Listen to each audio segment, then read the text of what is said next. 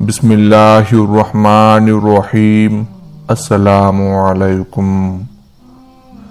حضرت خواجہ نظام الدین اولیاء رحمۃ اللہ علیہ کے زمانے میں ایک ہندو جوگی یعنی تارک الدنیا ہندو تھا۔ اس نے یہ مشق کی ہوئی تھی کہ ہر قسم کے مریض پر صرف اپنی نظر ڈال کر مرض کو سلب اور جذب کر لیتا تھا۔ ایک مرتبہ حضرت پر ایک بیماری کا دورہ پڑا جس میں آپ بے ہوش ہو گئے۔ ہوش آنے پر خدام نے عرض کیا کہ حضرت اگر اجازت ہو تو فلاں جوگی کے پاس جو مرض فقط دیکھ کر ہی سلب کر لیتا ہے آپ کا پلنگ لے چلیں۔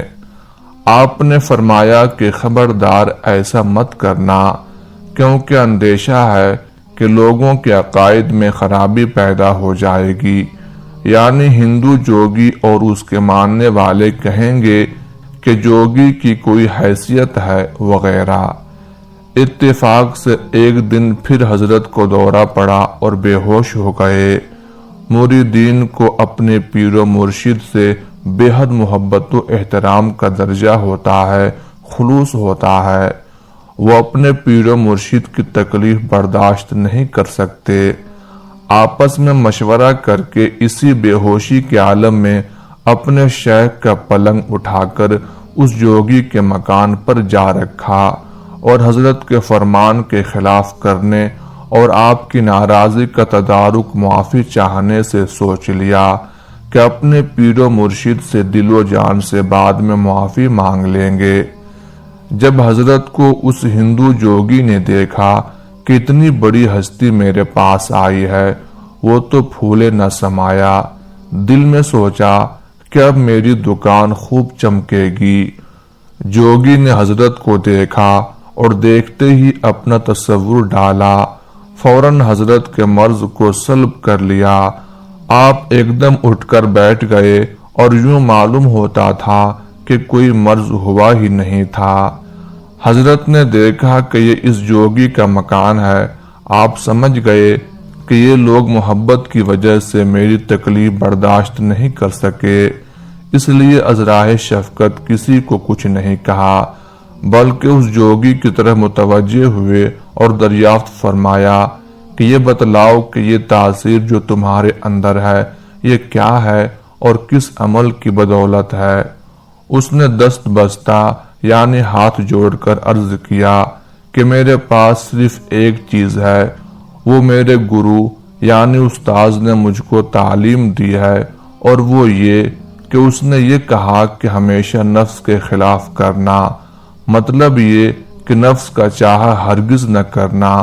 بس میرے پاس صرف یہی ایک عمل ہے، اسی کی بدولت یہ تصرف و تغیر اور تبدل کرتا ہوں اور مرض کو فوراً سلب کر لیتا ہوں۔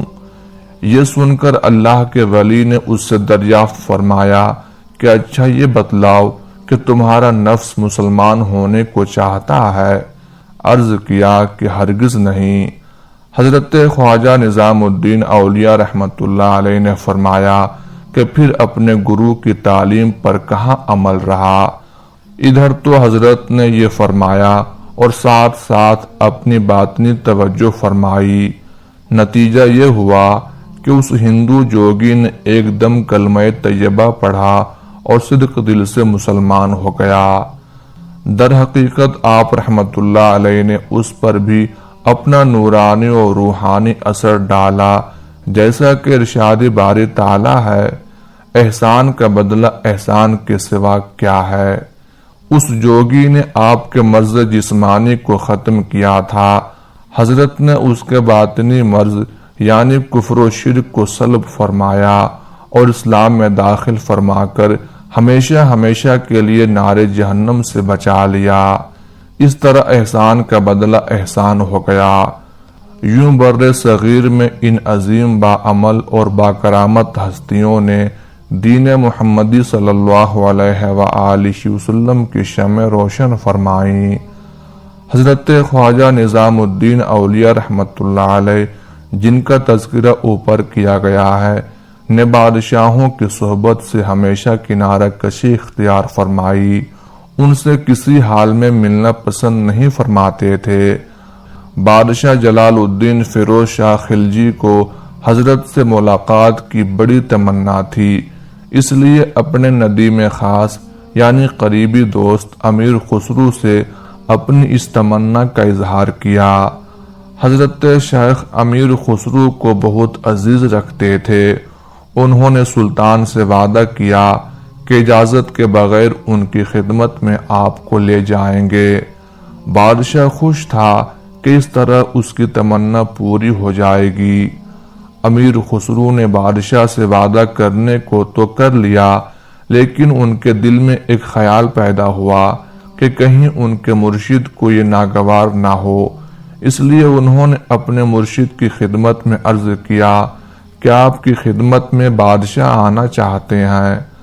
حضرت اسی وقت دہلی چھوڑ کر اپنے پیر و مرشد حضرت خواجہ فرید الدین گنج شکر رحمت اللہ علیہ کے مزار کی زیارت کے لیے اجودھن روانہ ہو گئے۔ بادشاہ کو جب یہ خبر ملی تو امیر خسرو سے باز پرس کی کہ حضرت کے پاس میری حاضری کا راز کیوں فاش کیا؟ امیر خسرو نے عرض کیا کہ بادشاہ سلامت، اگر آپ رنجیدہ ہوتے ہیں تو زیادہ سے زیادہ میری جان کا خطرہ ہے، لیکن میرے مرشد آزردہ و ناراض ہوتے تو میرے ایمان کا خطرہ تھا۔ سبحان اللہ، کیا خوب جواب تھا۔ یہ جواب سن کر بادشاہ خوش ہو گیا۔ اللہ تعالی ہمیں بھی ایسے نیک لوگوں کے نقش قدم پر چلنے کی توفیق عطا فرمائے، آمین یا رب العالمین۔